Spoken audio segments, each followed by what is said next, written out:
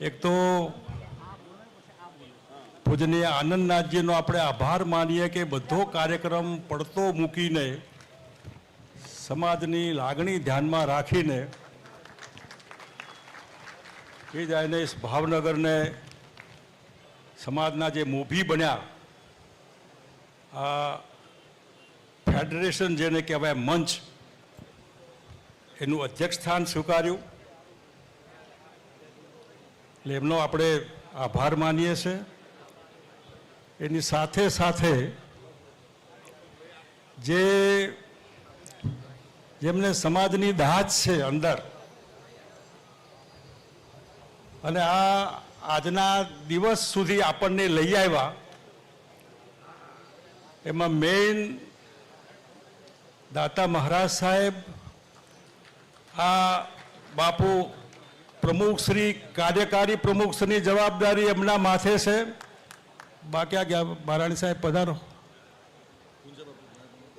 પછી આપ પધારો।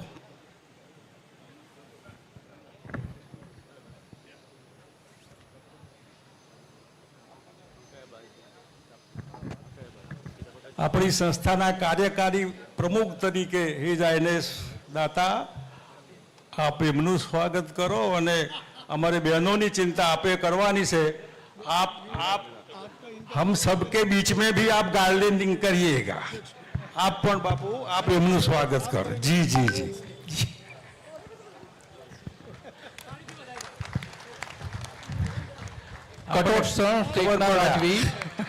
કટોસણ સ્ટેટના રાજવી ઇન્દ્રજીત દ્વારા પણ પધાર્યા છે સ્ટેજ ઉપર।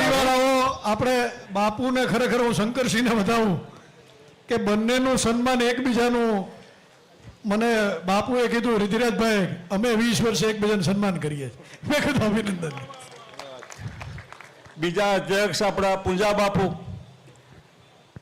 એમનું પણ હું સ્વાગત કરીશ બહુ ખનથી મહેનતથી।